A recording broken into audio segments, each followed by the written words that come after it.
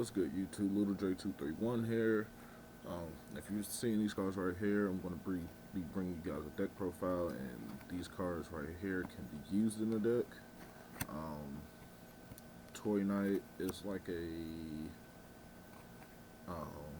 hat tricker, but it's more of a machine type. And Speedroid Minko, um, you'll understand why I have these cards right here. I mean, it's possible, if you don't have the money and you want to stay on the budget, these cards are cheap, so pick these up. But I'm going to be bringing you guys Artifact. So let's get into the deck profile. It's going to be Artifact Geargia Artifact, however you want to say it. But start off, we got one Artifact Beagle Talk. Um, I really don't like this card. It's been many times where I dead draw this card and it's just useless. So, but I mean, I play Ignition, so me playing Ignition, you kind of have to play this card. If you set a Moral Talk, a Scythe, a Lancia, and you want to be able to pop your artifacts on your opponent's turn, you Sanctum, bring this bad boy out, and just pop whichever ones you can. So play one Beagle Talk, one Moral Talk, just spot removal, break scales. You got a big monster you're going up against, doesn't target, so you can just bring it out from Sanctum and just pop it. And then you play three Scythes. Scythe is really big, really big, because a lot of decks now, like Pepe, Magician Pendulums, Magic Spectre, Magicians, stuff like that, all rely on the extra deck. So Scythe is really big this format and next format when Breakers of Shadows is released. But that's it for the artifacts. For the Geargia, got two Arsenal, self-explanatory. Might bump it up to, might bump it up, might bump it back up to 3. I'm not 100% sure yet, so I'm going to keep testing it. You got 3 armor, self-explanatory. Got 3 accelerator, self-explanatory. Geargiano, then the 3 MK2 Geargiano targets. Geargiano is a good standalone card. You can normal summon, tribute the special summon accelerator or arsenal armor, and try to make it rank 4 if you can. And that's it for Geargia. Play 2 Maxi. In my opinion, best hand trap right now. I mean, a lot of that special summon, Pepe, Magician Pendulums, Mermills when Breakers of Shadows is released, and it's a really good hand trap. Then last 2 monsters is Traptrix Mermelio and Thunder King Ryo. Thunder King Ryo is good. I love Thunder King Ryo. Thunder King Ryo is 1900 beater. Against any Magician Pendulum deck, if you summon Thunder King and have back row, you basically win the game.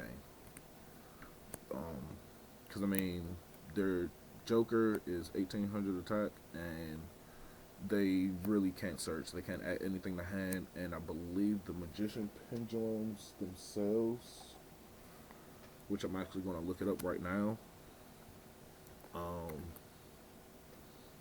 I think they add the hand first before they're set to the scale.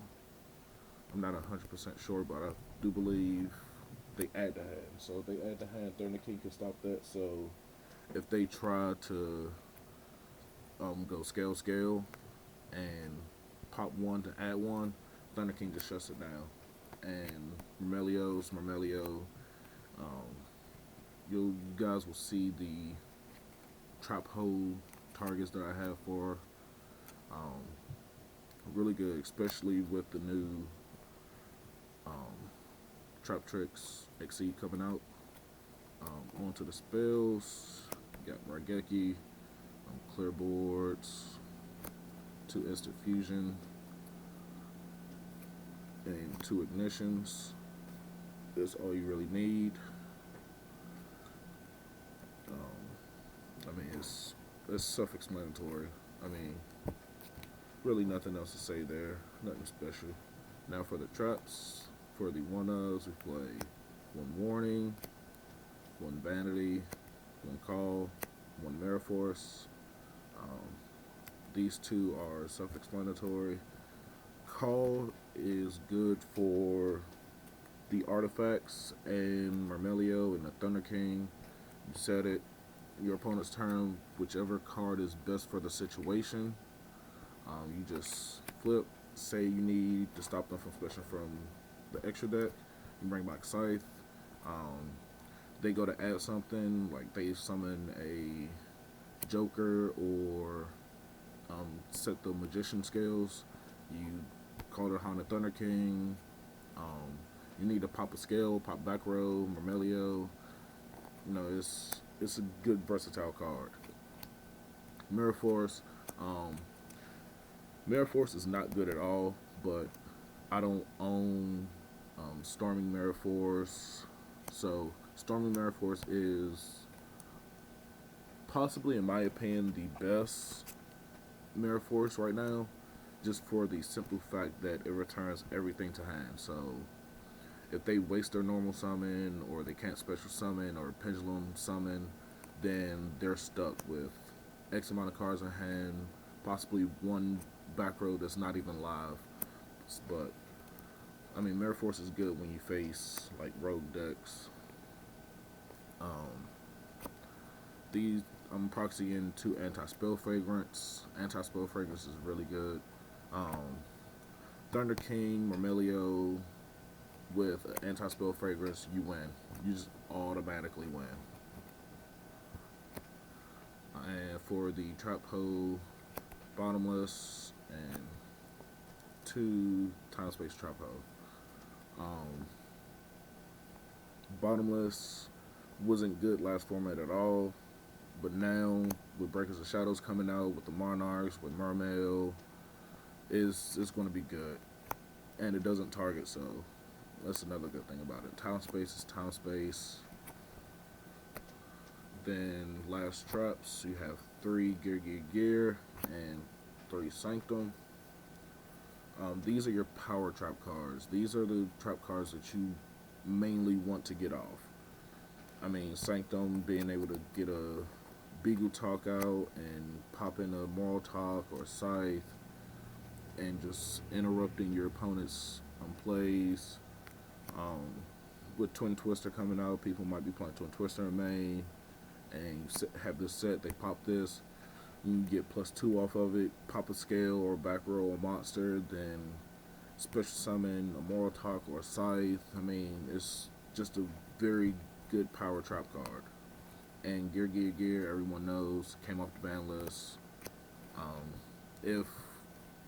If you have back row and your opponent, you stop your opponent from doing a lot of stuff that can possibly OTK you, and you do this, and you have other cards in your hand, you win. So that's the main deck, 40 card main deck. And let's get to the extra deck. Tokens, gotta love tokens. 2 Norden. Norden, I might bump down to 1. I'm not 100% sure. I'm still testing, and I'm working on the deck. I've been working on the deck on DN for Breakers of Shadows, so you'll see cards in here that I already have for Breakers of Shadows. The only rank 3 that I play is Ghost Trick Alucard. Reason while I play this because 1, it's a rank 3, so if I get stuck with MK2 or Geargiano or 2 MK2s in hand, I can easily, they won't be dead in my hand. I can just summon special, go a la carte. And spot removal, I mean, target a set, let me see, does it say one spell or trap or